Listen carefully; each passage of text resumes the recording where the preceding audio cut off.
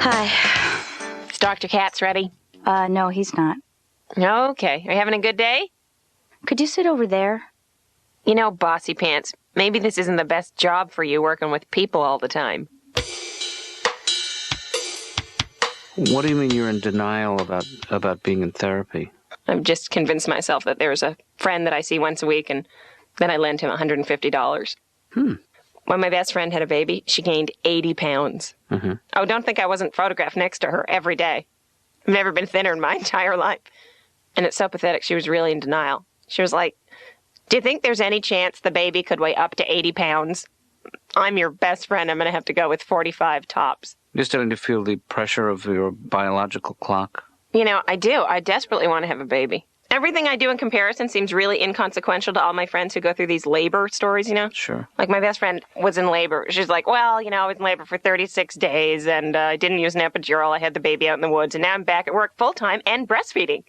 And I'm like, well, I bought the cutest skirt.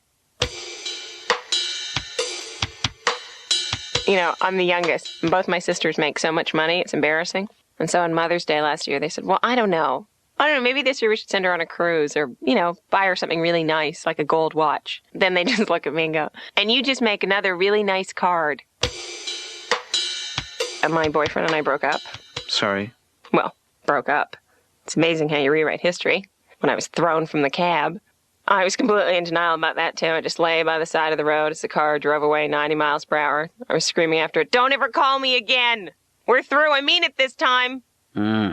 You know, every time I see my old boyfriend, he's a little balder than he was the last time. And it makes me realize something very important.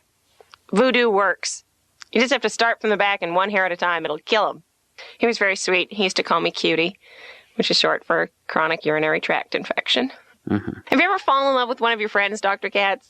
Maybe. Well, you know, it's just like you're friends with the person, and then one day you look at them and you're like, you know, that feeling.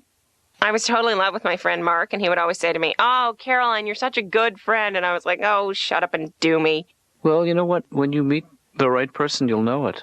Yeah, and I'll meet his lovely wife. Yeah, you'll know that too. You're a little homewrecker, aren't you? You're not supposed to call me that. That's not helping. Then change your bumper sticker.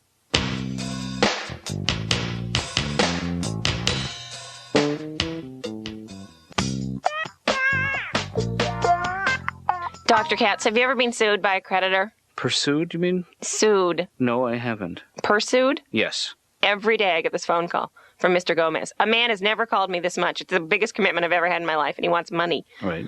Every time. Hello? Is Caroline Rhea there? This is Mr. Gomez with a very important banking matter. No, I'm sorry. She's not here right now. Don't ever call back. Click. Or I'll put on like some really bad, you know, Scott. Oh, no, she's not here anymore, but she's going back to Edinburgh and she's never coming back. All right, then. Never call again. Bye-bye. Bye-bye. Never again. And this is the advice my mother always gives me. Because she's like a 1950s babe. So no matter what I ask her, whatever the problem is, I'll go, you know, I'm being sued by a bunch of credit cards and it's really scary living in New York and I don't know what to do. Darling, just put on a little lipstick.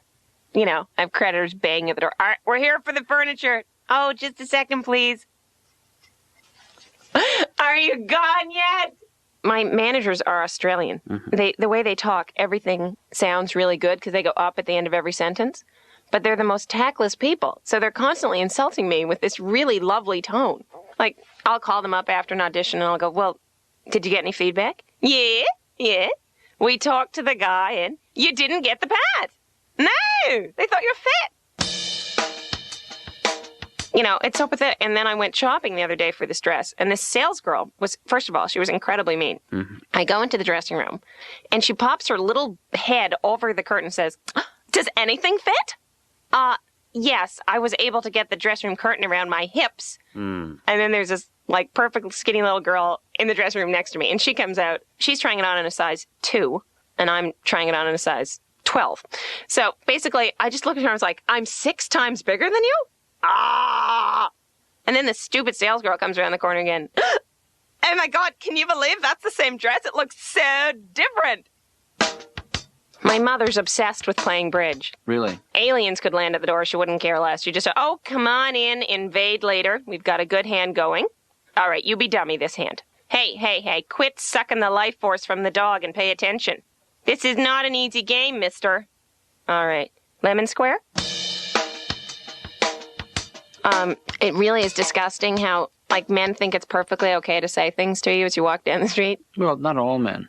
Most of the time, actually, they think they're complimenting you. But the other day, this is so pathetic. I was coming home from the gym. Yeah. And I'm walking along the street, and this man passes me and says, "Hello, fatty." I just wanted to kill him. No, it is disgusting, though. You're walking down the street really innocently, and some, construction worker's like, Maria.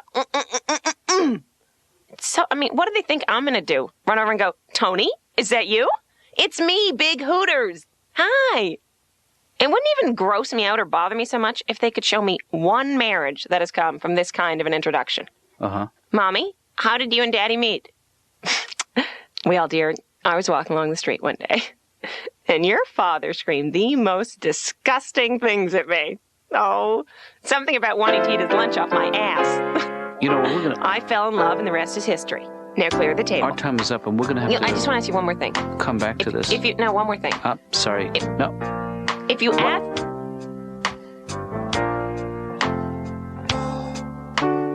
What if that...